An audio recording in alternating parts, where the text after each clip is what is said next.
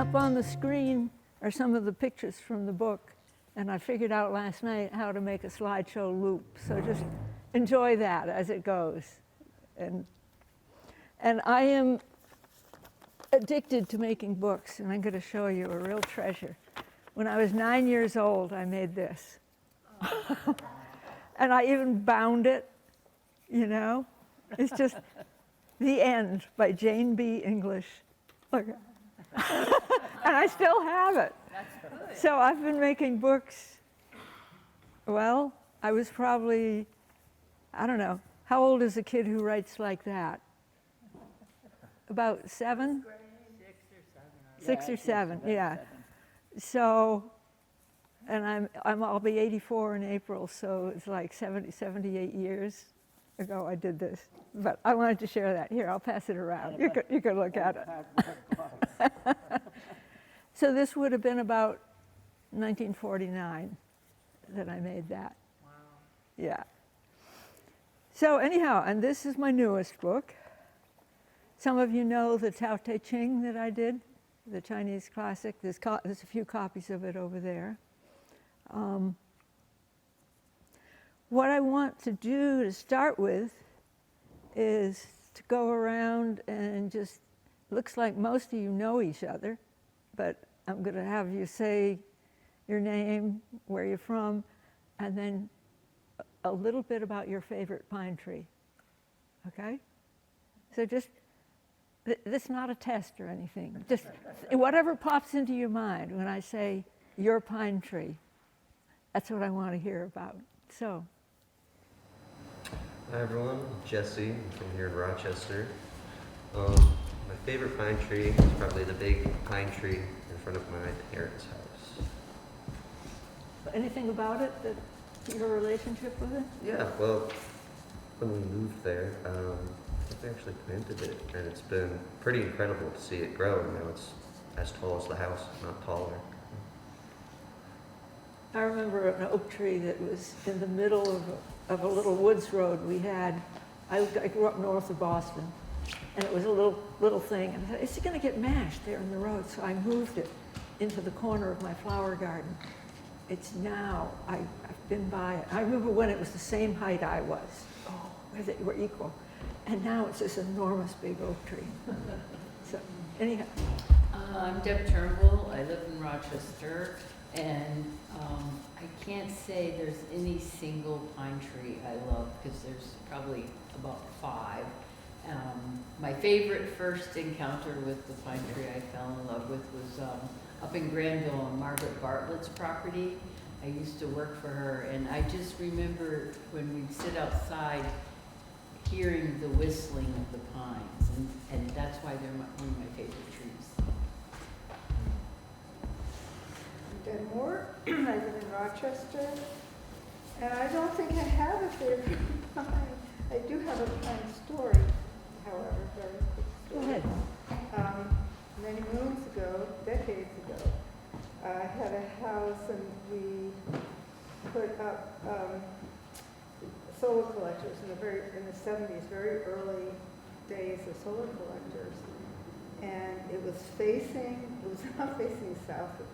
It was on the roof of the garage, and it was facing west, I think. And there was a big pine tree sort of right in front of it. And that's where they put the solar collectors. It didn't matter. It didn't make any difference at all. But somehow that pine tree was right there. It wanted to be there, and didn't really bother anything. Didn't even bother the solar collection. So that's my little story. Thank you. Hi, I'm Steve Hoffman. I'm here in Rochester. When I had a house back in New York, there was this big pine tree we had out in the yard, and occasionally the turkeys would roost in it. And I don't know why they picked the pine tree, because it was a nice blue spruce, there were other things, but they felt pretty protected because of the location, I think, and they did that. Unfortunately, there was like a mini tornado that went through and snapped that thing right off, because it was a pretty big pine tree. And of course, they're pretty soft wood, and snapped it right off, so I had to do that cleanup. It was like, I never saw the turkeys roosting around there anymore, so that was that. Pine trees do come down. I mentioned Yeah. that several times in the book. Yep. They come down. They do. Hi, I'm Bob Morimarco. I live here in Rochester. I have one pine tree on this trail that I walk quite often, and there's only a couple of really, really big pines that are out there. Most of the others are, just your average pine, but this one, and I've never told anybody this before, but this really big pine tree, every once in a while I'll go over it and give it a big hug and just kind of feel its energy, and I just feel like it knows a lot of the area, and whatever else it knows, I don't know what it knows, but That's anyway. neat. I'm going to pop a little story in here. Last summer, I was working on making some of those, the pine bark baskets, and I needed some pine bark. And a friend of mine up in Newport knew a forester that was taking care of some land, and there were some young pines that needed to be thinned. So this forester and I were walking across the edge of the field toward the pines. And I said to him, "Do you ever talk to pine trees?" He was a professional forester. He was near retirement. And he thought for a minute. Only when there's nobody around. So it's something we all do. We all relate to the trees, but we think it's a little weird, and we don't tell people around it. So that's part of why I'm asking you to share the story. So if you meet each other in the store, you can talk about trees. You can talk about your relationship with the trees in this community. So that's one little treasure I hope to leave behind. Debbie Scher, I live here in Rochester, just down the road.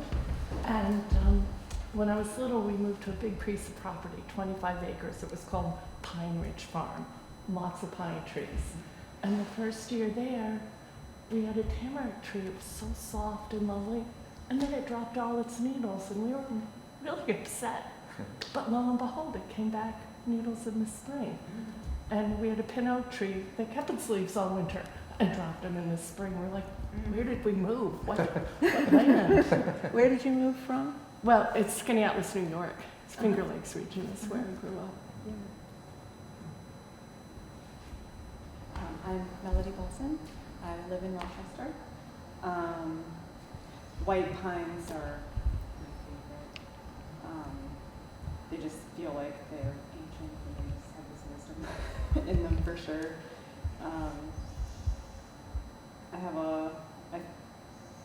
Just hearing everyone talk about it is reminding me of how I felt when I'm with them, and they're just really beautiful.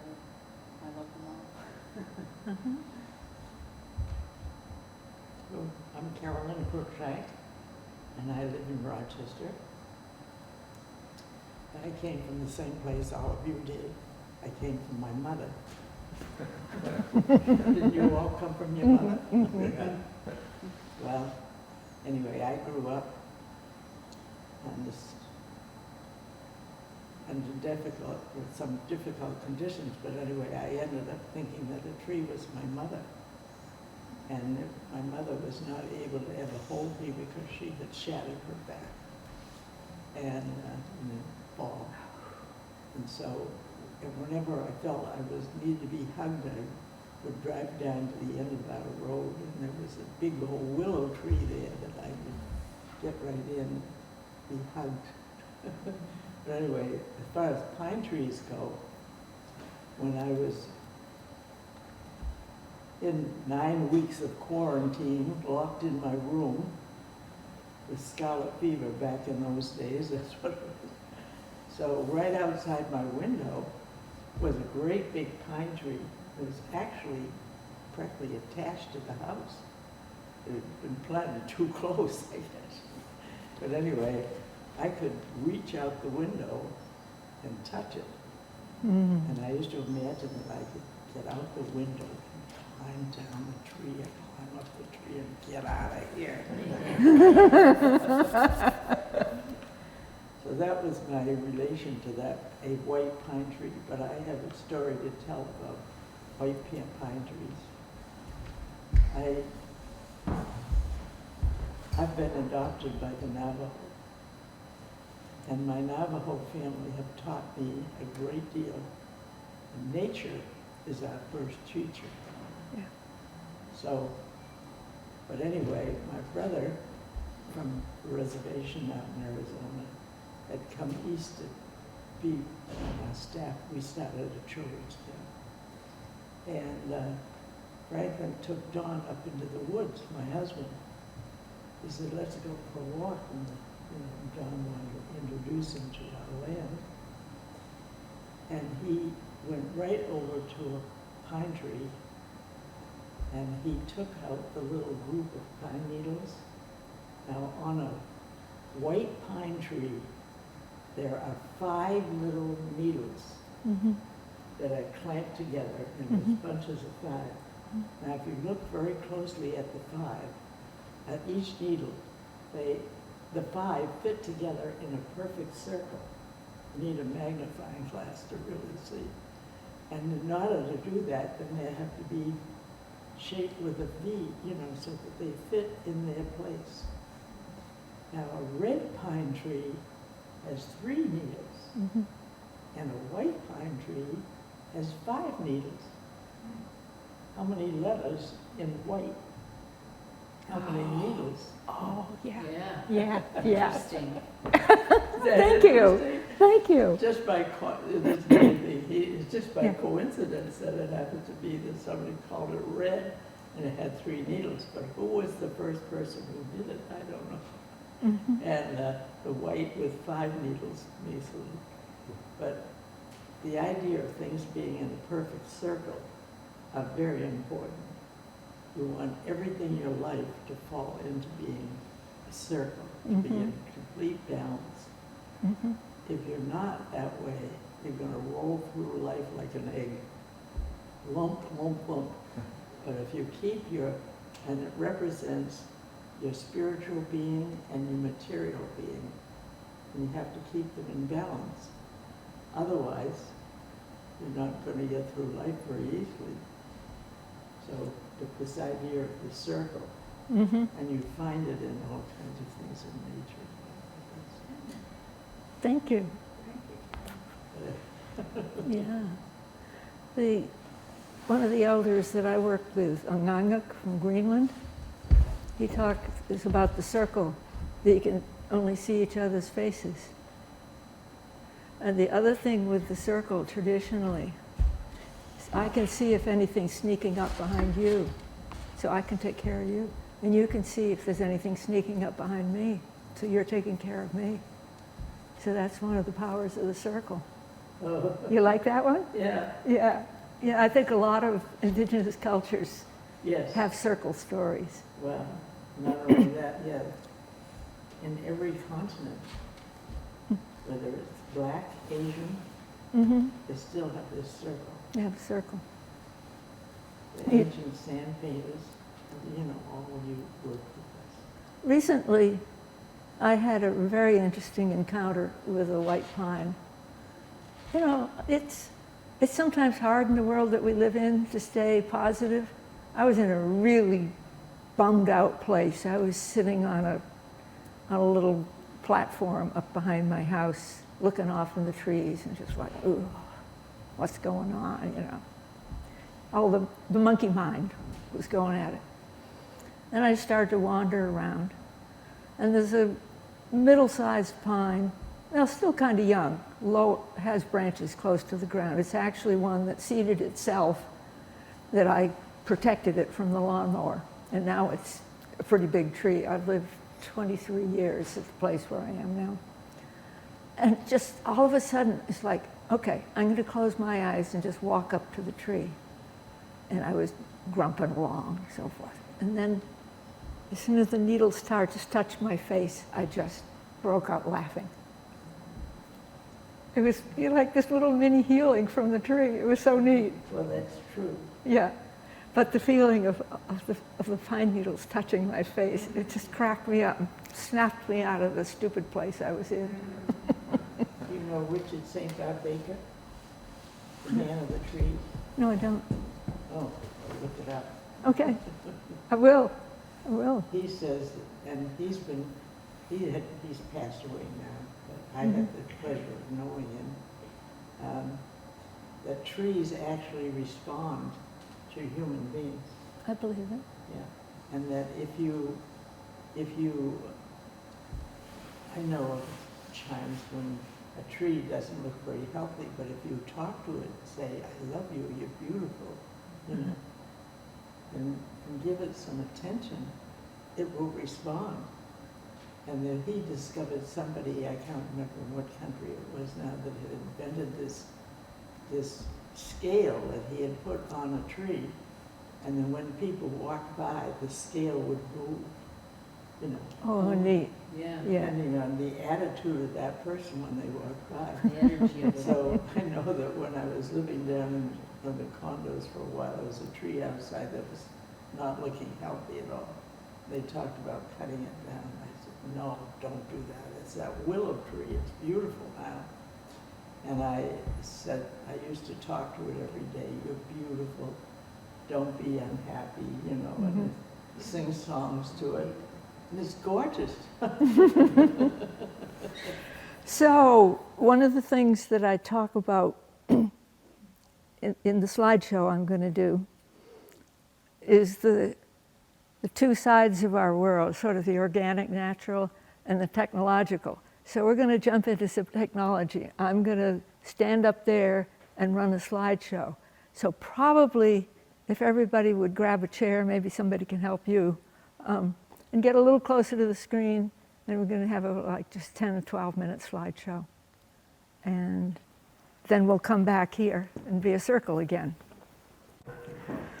So, is the natural world out there a resource that we study, we care for, and manage? Or is it an organic community that we're part of? It's living beings that we have a relationship to, that we're embedded in.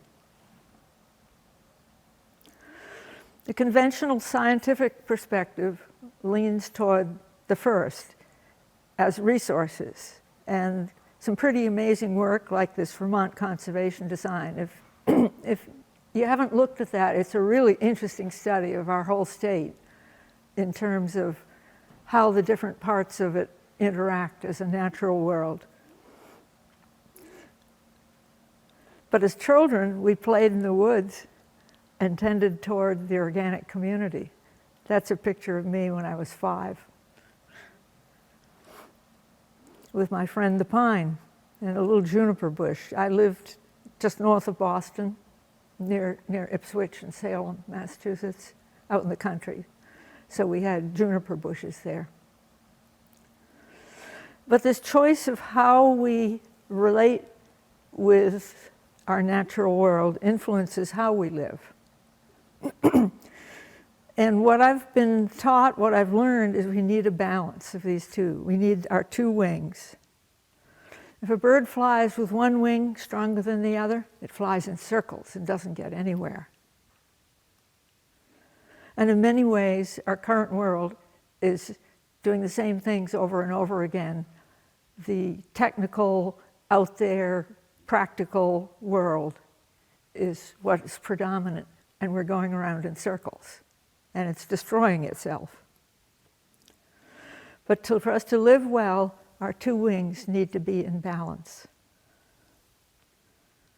That picture's one that I made off the edge of a ferry boat in Lake Huron in the late 1960s.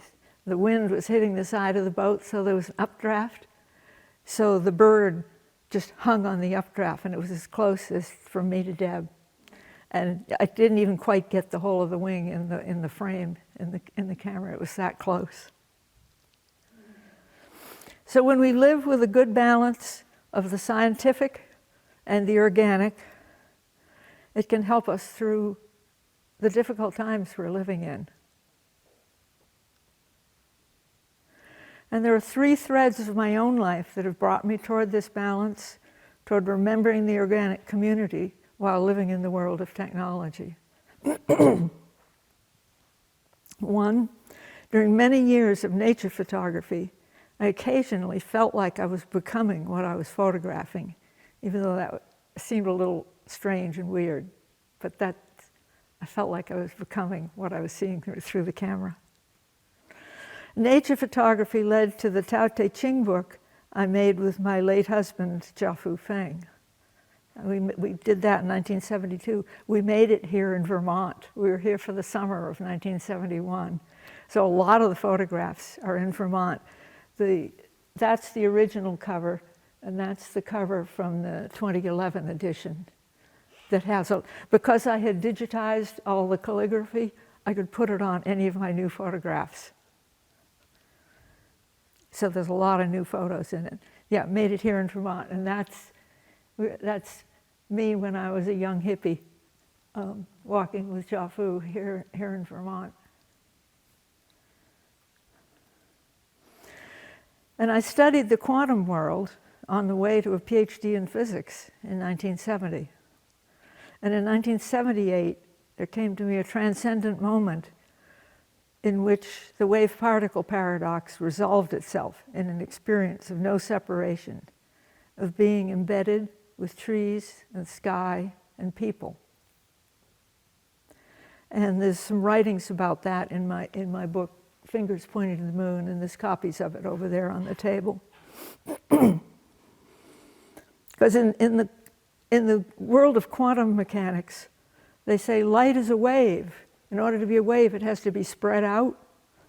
Oh no, it's a particle, infinitely localizable particle. Well, it's both and neither at the same time. And I remember when I ran into that my junior year in college, it was like, I don't get it. And they just told us, well, it doesn't have to make sense. Just note that the mathematics works and it gives results that agree with measurement. But it was very unsatisfying to not have a feeling for it. And that went away when I understood the nature of atomic reality. Not that I can put it in words, but I got it. And as I began to learn the Western Abenaki language in 2022, my struggles to comprehend its unfamiliar worldview resolved in the gift of a dream in which I deeply experienced not being separate from the natural world. I was embedded in a living community of all my relatives. And on the table there, the dark green cover is a little book I made about that dream. Some of my Native elder friends have told me, when you get a big dream like that, it's not just a gift for you, it's a responsibility to share it with other people. So being an addicted bookmaker, I made a little book. And then the cover of that book, I like that pine tree, I'll put that on the cover. And then it kept talking to me. It's like, hey, we've got more work to do. So White Pine and I ended up making the book that is the reason we're all together here. Yeah, I just said that. Okay, I did that. And on the, where is it? No, over on the other table, there's a poem I wrote about this pine tree that I revisited last September. And I made this book both because I love making books. There's something, I get real joy out of taking words and pictures and weaving them together on pages. And I want to share something that I experienced in that dream. Because that was, in the times that I've had with Native elders, both on the West Coast and on the East Coast, they're always saying all my relations. You know, when you go into the sweat lodge, you say all my relations. And I had said that, you know, I didn't really get it though, until this dream when I was embedded in it. It was like, oh, okay. And it was such a wonderful, satisfying feeling that I've spent 2 years making a book about it. Welcome. Hi. What's your name? I'm Jerry. Jerry? Yeah. Good. You live here in Rochester? Oh, yeah. Good. Are you willing to share? We're going to pop you right in. Everybody else has already done this. Sure. Do you have a white pine story that do you have a white pine that you relate to? Oh, do I have a white pine that I relate to? If you don't, it's okay. Not right now. Okay, fair enough. So when we understand that we're part of a living community of all our relatives, the clouds, the plants, the rivers, the humans, the rocks, the animals, and the trees, there comes a sense of not needing more, a sense of satisfaction, of having enough. I'm reminded of a line from the Tao Te Ching, those who know that enough is enough will always have enough. And I remember Jiafu saying that in Chinese because the word for enough just kept bouncing along.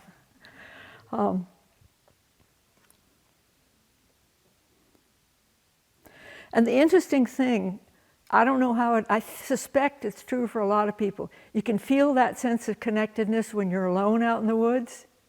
You can feel it.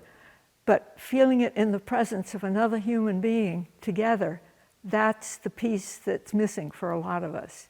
You know, like that forester I mentioned earlier, he was willing to talk to trees when he was alone, but if anybody else was around, he wouldn't talk to the trees because it was too weird.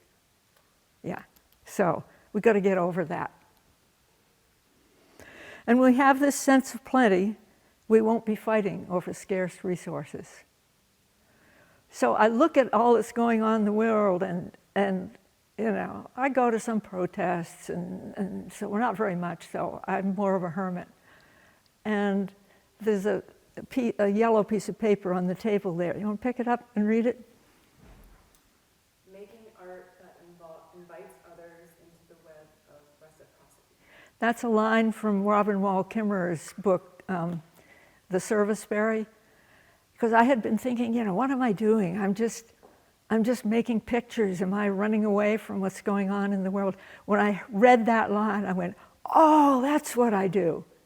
I'm making art that invites others into this sense of reciprocity, of connectedness.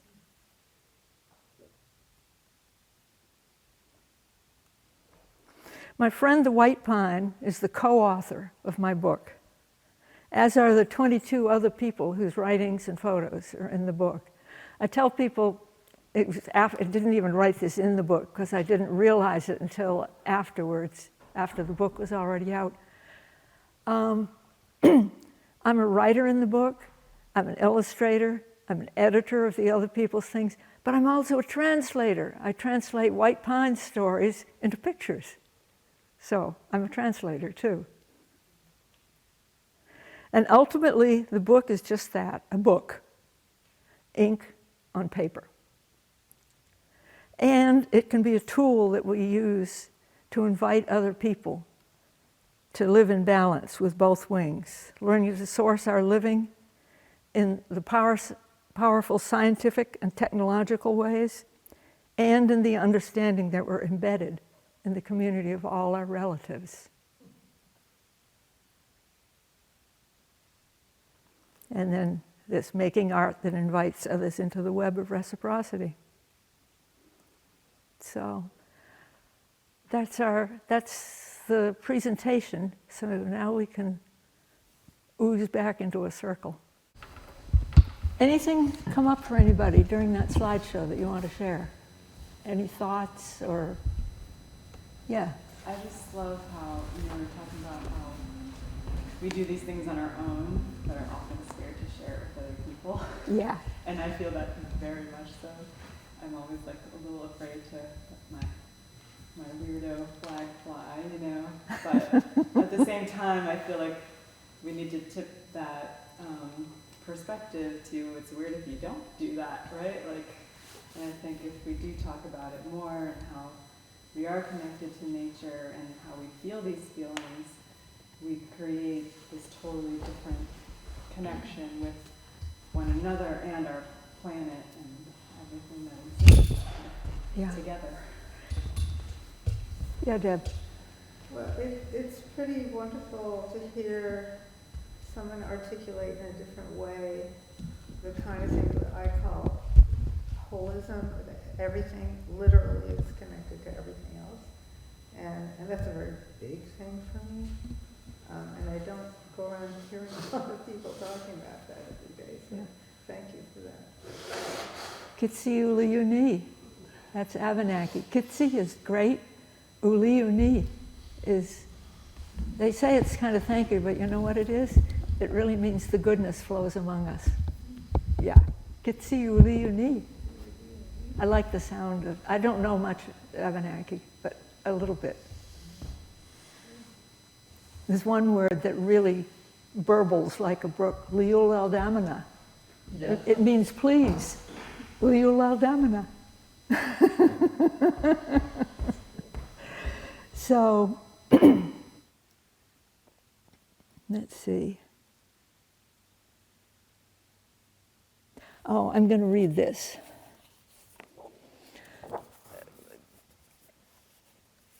About 3 years ago, I was down at the Indakana Center near Saratoga, New York. Joe Bruchak and his two sons, James and Jesse. Jesse is the one who teaches the Abenaki classes. And I had not met Joe, but a friend of mine and I were down there, and she had been in the language class longer, so she knew them more. But since I've done a lot of craft fairs and selling books and selling crafts, and they were setting up their bookstore, because Joe Bruchak has done like 180 books. He's prolific. And his wife, his second wife, was helping, and we were putting the books out and so forth. And I mentioned, I do some books too, and I do a calendar. And one of the calendar I do is the Tao calendar. There's a couple copies of it over there, leftovers, that hopefully I don't take home with me. But then she looked at me and she said, "You're Jane English?" Yeah, I have been for 80-some years. And turns out she was a big fan of my work because of the Tao Te Ching with the photography and stuff. And what I learned from them, they are both part of a group that studies the Taoism. And I said to him, "The Tao is an indigenous way." And he said, "Oh yeah, it is. It's another indigenous path." And that brought together for me two pieces, because I've done a lot with Native friends, and then was married for several years with Jafu, and I've been making calendars and books and so forth. So that brought that stuff together. So I was down there last fall, because he generously wrote the foreword for this book. And he was doing a little poetry workshop that evening. And so he went over to it early, and his wife and I went. And then it was like, okay, everybody, he talked about migration, because that was in the fall when the birds were migrating. And he sent us all out for 20 minutes with a little notebook, write some poetry about migration. And so I looked around, and the sun was setting, and it was beautiful and all, and then couldn't get white pine out of my mind. So here's what I said. White pine migrates? Yes, white pine migrates in steppes centuries long. John tells me they took refuge in Virginia from the glacier and then migrated north. White pine migrated to the center of my heart. So I'm not a poet, but that was a little bit of free verse that was inspired by Joe Bruchak. So, and then this fall I went back there. This photograph is of a pine tree. 2 years ago was a cone year. I don't know if any of you other of you noticed, all the pines were just hanging heavy with cones, and that's when I made that picture. So I went back to the same tree with a copy of the book. And at first, I didn't have my camera with me. I just had my little dinky cell phone, and I was trying to make pictures like this, and nothing was coming out. And another guy who'd been sitting over on the other side of this little field came over and said, "Would you like me to make a photograph?" "Oh yeah, thank you." So that's what it, go ahead and pass that around. That was me going back and saying thank you to that pine tree for being so beautiful and landing on the cover of the book. And the gentleman who made the picture was Rich Holshoe, who lives down in Brattleboro. He's of the El New Abenaki. He and I'd been emailing, trying to connect with each other. And when he came over, I looked at him and said, "You're Rich?" He said, "Yeah." And then we both just started laughing. We'd been trying to connect, and there we were. He was helping me make a photograph. That was really pretty neat. I'm going to, before we go on to the last part, I'm going to read a little piece out of this book, the Serviceberry. They have it here in the library, if any of you. It's really good. She's talking about reciprocity, how the trees and the plants and the birds all give to each other without any expectation of recompense. She said, if our first response to the receipt of gifts is gratitude, then our second is reciprocity, to give a gift in return. What could I give these plants in return for their generosity? I could return the gift with direct response, like weeding or bringing water or offering a song of thanks, the way I did with that tree, that sends appreciation out on the wind. I could make habitat for the solitary bees that fertilize those fruits. Or maybe I could take indirect action, like donating to my local land trust, so that more habitat for the gift it gives will be saved. Speaking at a public hearing on land use, or making art that invites others into the web of reciprocity. And then she continues on. When I read that sentence, I just went, oh yes, okay, that's what I do. It was a real gift that she gave me, and I pass it on to you, because I suspect many of you are also making art in various ways that invite people into that sense of interconnectedness. So is there anything else that's burning? Anybody have anything that needs to be said? Your bird, when you were the two wings of a bird, Yeah. also represents male and female, Mm-hmm. and the equality of men and women. Yeah. And if you don't keep them in balance, Yeah. Everything gets, a friend of mine, when something goes crooked, she says it gets wee-hawed. So everything gets wee-hawed. So what I'm going to do, what we have now this is just a brief little introduction to this. I'm going to go over some of the things that are in the display, and then there's a little store over there. And if you want to take home the copy of the book that you're holding, you can put $40 in my hand. That includes the sales tax. And there's checks, cash, or we can write down our contact information and you can PayPal it to me later. I haven't got Venmo set up yet, so not quite up to speed on that. But let's gather around the display, and I'll say a few things about that, and then we can just play. Feel free to pick up things, so too. This is a Did tech. you make the baskets? Yes, I did. I'll talk about them some. Yeah, I made it at Earthwalk. Yeah. Summer of 2017. I started with a chunk of wood, about like so, and that long, and just carved away everything that was not part of a link. Excellent. That's what you do. So these baskets, this is a fairly early one that I did. There are two different styles here. This is like the berry basket. You cut a piece and then fold it, and you score it along the edges and then fold it up. And this one is done like that. I like this one. It's more recent because it's kind of cross-cultural. A glass bottle in this, and you can just carry your water bottle. So, I saw in a display a basket that had this little trim on it, so I did that. And my first baskets, like this one, doesn't have an inner rim. And then I learned they come out a lot better if you have an inner rim and outer. The rim and the lacing are spruce roots. Wow. And How do you get it so pliable? well, it's pliable to start with.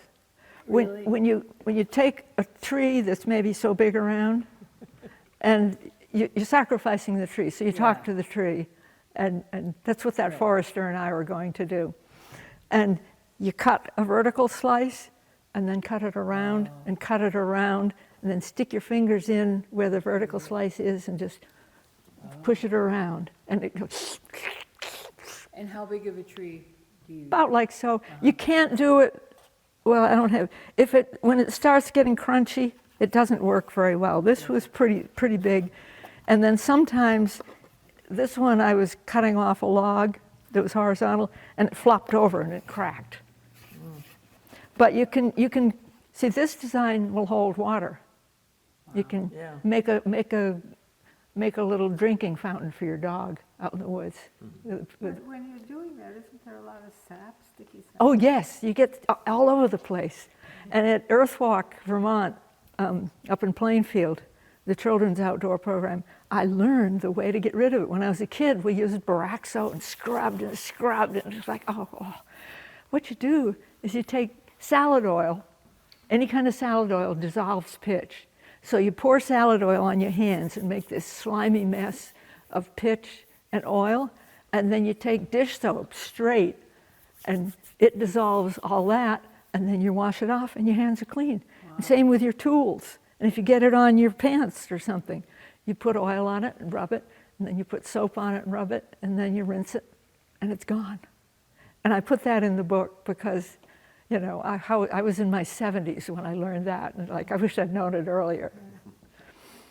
So, and yeah, making spoons either by carving them. This one is coal burned. This is it was like a square piece of wood, and I put a coal on it and blow it and poke it with a stick and then carve away everything that's not part of the spoon. These I made when I was in the late 1960s when I was a camp counselor at a camp over in New Hampshire. Gave each girl in my cabin a little canoe paddle. I like this little bitty axe. I've had people look at this one, how did you get the two parts of that put together? The tree did it. I just carved away what was not part of the axe. Now this has a story. You can smell it. That is part, you know, in the book, toward the end, there's the canoe burn that the Missisquoi Abenaki folks did that I was invited to. That was a piece of the end of the canoe that they cut off with the chainsaw. And I picked it up the last day I was there. I said, can I take this home? Oh yeah, you can take it. So I have a little piece of the canoe. And, oh, these things. The roots. No. See, the tree like so comes up and then the branches come out and then the tree continues on. And so my brother had one of these, a bigger one, from a tree he'd cut down. He said, this is interesting, you want it? And then I've been making them, and sometimes I paint them, and I sell them to people for tree decoration. Sometimes I make them with one long stem that you can tie onto the top, and it goes up on the top of the tree. So those are some of the things that I make. And I want to say some more about this. Because at this stage in the dream, I had been, you know, really feeling the beauty of the, in the book, there's a link to a PDF of this on my website, so you can see it. So I'd been seeing, you know, like all these native elders walking down this river and just feeling the ancient wisdom and the light and beautiful. And then it changed, and they were walking on this broken down pathway, and there was a woman elder dragging this green plastic garden hose.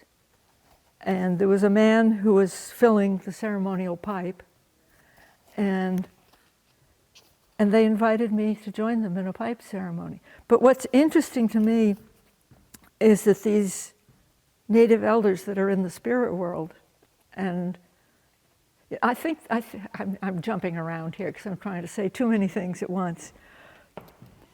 I think the ancestors from all cultures want to connect with people who are still walking in physical form. And when they get one, it's like, oh, we got a live one over here. We can talk to this one. This one will remember as a, quote, dream. And so I think that's how it happens. I wish more people paid attention to the dreams. You know, there are junky dreams, there are anxiety dreams, but every so often there's a big dream, and those are the gifts. So she was using whatever tools she could find in this weird culture that has come visited on her land, her ancestors' land, this green plastic hose, and the broken remnants of the traditional culture. But I just realized recently what was beautiful about this is she was sharing it with me. I'm not native. I have no native blood in me. At least I don't think so. They say you can't, it disappears from the DNA after a few generations, so I can't say for sure, but it's like she was willing to share it with me.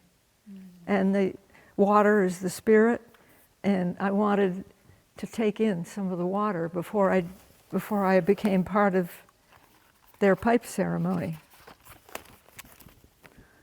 And some years ago, that's my own pipe. I was given a pipe by an Abenaki man and a Greenlandic man. They kind of ganged up on me.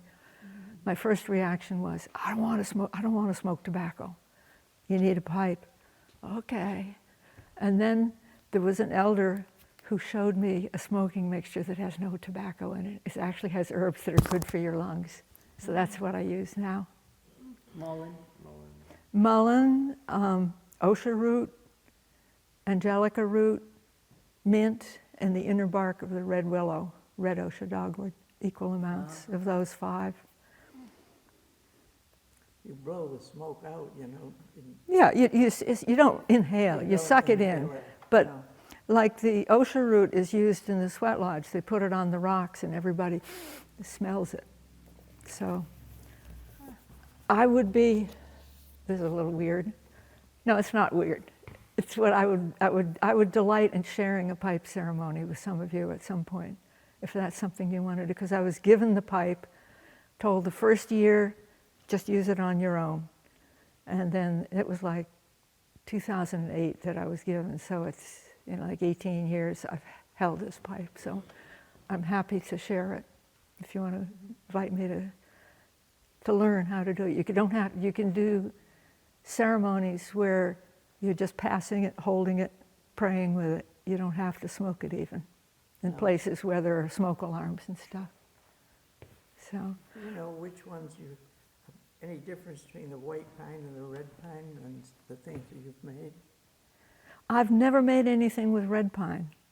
We had red pines in our back field, in our back land, because my parents had hosted, this was in the 1940s during the World War II, they had hosted some sailors from the Boston shipyard to come out and plant red pine trees. So I knew them as medium-sized trees. And then we planted some more. I remember shoving the spade in the ground, crank it over, jam a tree down in it, and stomp on both sides. So that's some of my story, and it's a privilege to share it with all of you. Thank you. Thank you. Yes, lovely. And it goes on, you know. I'm going to be walking hopefully as long as you are. I'm really glad you're here. Yeah. Jan, what is this little creature here? This, The pine cone. I went to Mount Holyoke College, and they had, a year ago, just this February, a year ago, they had a makers weekend. Anybody who makes things. And because they have a maker space there, you know, if you've heard of maker spaces.